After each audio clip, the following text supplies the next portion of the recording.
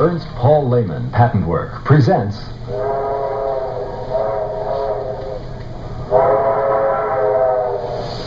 LGB in America, a video magazine, with your host, Hal Clement. It's 11:30 in the morning. We are heading south on Amtrak's train number 76. Greg Louise is at the throttle of the GM F40PH. A railroad link to Los Angeles via San Bernardino, built in 1883, is San Diego's first touch of transportation glory, its first connection to the rest of the country. In 1919, San Diego is no longer just a town on a spur line, as its first link to the east opens up with the San Diego and Arizona Railway.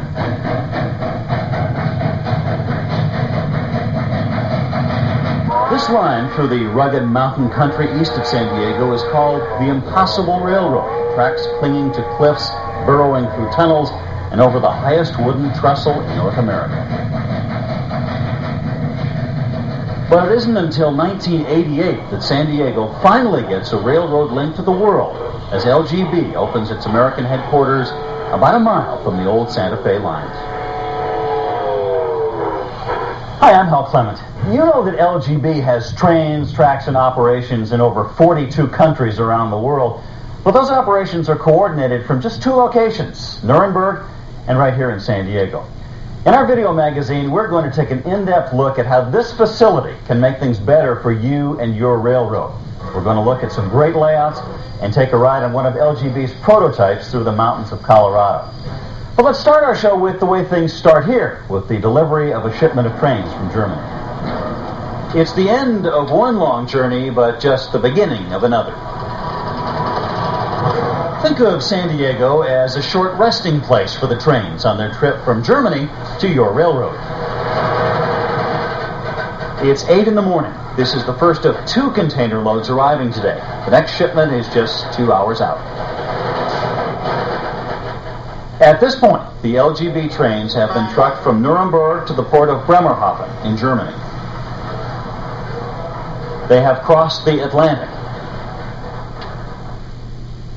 traversed the Panama Canal, sailed the Pacific Ocean up the west coast of North America, been loaded onto a truck in Long Beach, and been driven over 100 miles south to San Diego. They have traveled halfway around the world. Okay, clear. Interesting, you say, but how does having all those trains shipped here and stacked to the ceiling in several warehouses help me run a railroad? You see, we started here 6 years ago, and we are building up our facility here in order to give the best service to the consumer. Inventory, service. Tony and Rick can tell you about inventory. Big inventory. Big boxes of big trains. See this layout? Got crates and crates of them right here. We keep the big inventory here in San Diego, and we can ship right away. The orders, of course, come in from dealers. They have to have what you want on hand when you want it. It is not easy. If I look at our range this year, we have 46 different engines, pulling engines, diesel engines, electric engines, steam engines. We have more than 57 passenger cars, different types, different train lines. We have more than 73 freight cars and more than 250 accessories. It's all here. The UPS truck arrives about 10 a.m.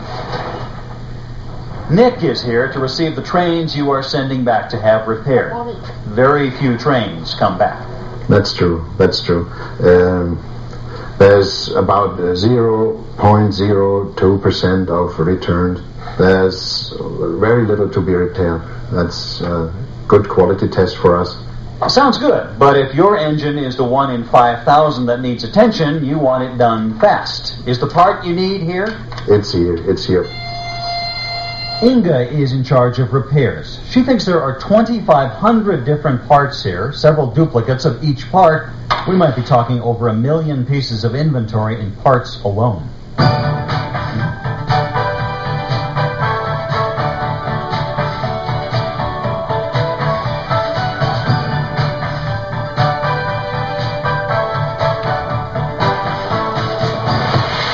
with so many parts filling up the building, you'd think they'd want to give them away. They do. A letter asking to buy a tender hook. The part goes out, no charge. Had your engine less than 5 years? Buy it from an authorized dealer? Inga and Brian will fix it free. Free parts. They'll even test it out before sending it back. Inga sometimes gets requests to repair smoke units. She'll fix it for you, no sweat. But if you don't want to be without your engine for a few days, a little later in the program we'll have Ron Gibson show you the tricks. But let's take a break for a few minutes. The showroom layout is right behind this door. The train is coming, and look at what she's pulling.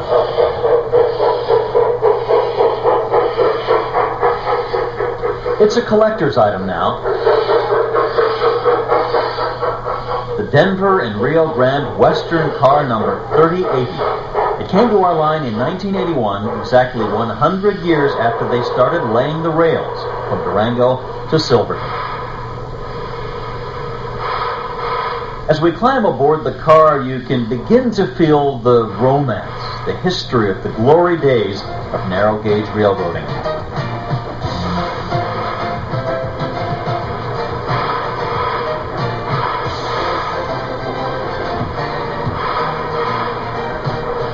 And as we pull out of the station, it almost seems as if Silverton is just 45 miles up the track.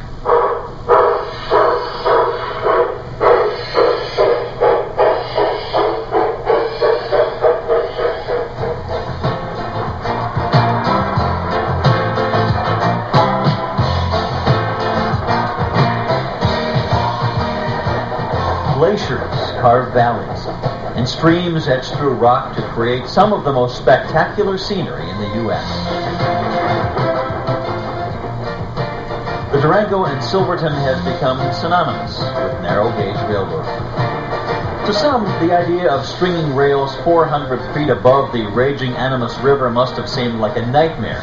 To General William Jackson Palmer, it was a dream, a challenge. The challenge was met as men hung from ropes blasting out a roadbed in the canyon walls with black powder. It was met with the use of steep grades, met with sharp curves, met with a 3-foot gauge track. Cars running here today were built for the Denver and Rio Grande Railway, as are LGBs. They're pulled up from mile-high Durango to Silverton. It's 3,000 feet higher in the San Juan Mountains, by more than 100 tons of steam engine and tender. 5 steamers still run on the line. In the 1920s, the railroad went the way of the mines. In the 1950s, it was about to be torn up. In 1981, Charles E. Bradshaw Jr. bought it. Today, you can ride it and travel through scenery that is accessible no other way.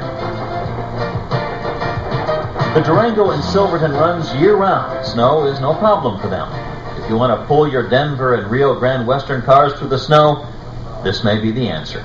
Need something to ride the conductors in comfort? This isn't the end of the line for LGB's Denver and Rio Grande Western series of cars. It's sure not the end of the line for the Durango and Silverton.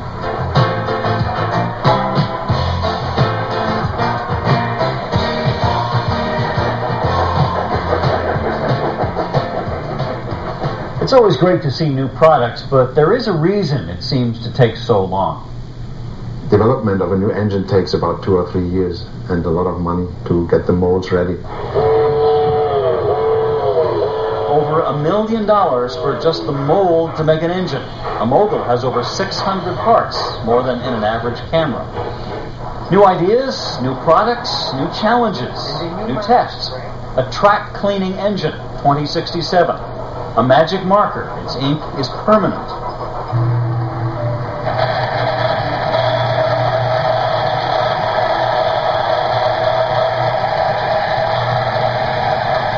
Well, let's just say its ink was supposed to be permanent. Now, you may have never seen anything like this on a railroad, but there are engines like this, and there are track grinders. But this is unique, created just for LGBers, just like this Denver and Rio Grande engine. It has no prototype, but it is beautiful. It gave birth to the Queen Mary series of engines and cars. It's not exact to the prototype, but people like it and they wanted it that way, so we did it. LGB is a railroad for all the people who count rivets, the people who count on good-looking trains, the people who count on something new. Next year we will celebrate the 25th anniversary of the train, and there will be 3 new steam engines, lots of cars, and action cars too. Speaking of action, how are things going downstairs? Looks like Nick is getting ready to pack up the repairs Inga and Brian have finished during the morning. 3181's next. In the warehouse, Tony and Rick are getting an order together for a wholesaler in Wisconsin. Rudy is upstairs in the company's showroom. It's his pet project, a layout with the best of Europe. One side is the European side with the headwire and European scenery. And America.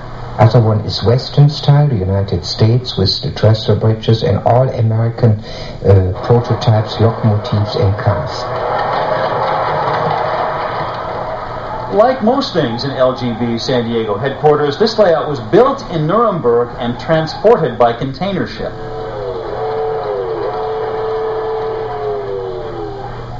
The European section was built in 6 months by Walter Diller and an assistant. It was followed by the American side. It too took 6 months. After each of the 2 main sections was completed, each was disassembled into 6 subsections and shipped to San Diego. Here they were reassembled, and now we can run 12 trains at the same time, 6 on each side. And run they do. 8 of the trains are programmed for fully automatic operation. 2 trains on each side can be either automated or manually run.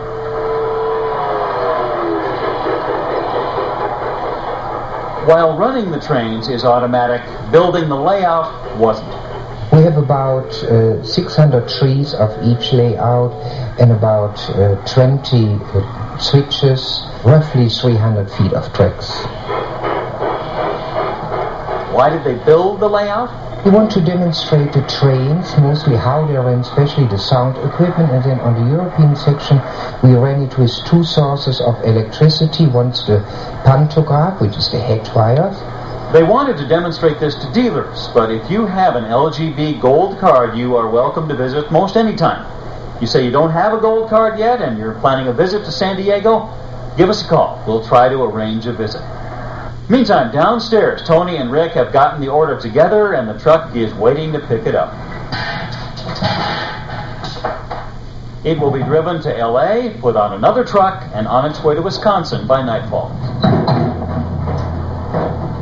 Working in the warehouse, Rick sees lots of cars and engines that look the same. He wanted something different. It's his autograph car. Jerry Lewis signed it when he visited. So did Joe Regalbuto. You know him as Frank Fontana, one of the regulars on the Murphy Brown TV show.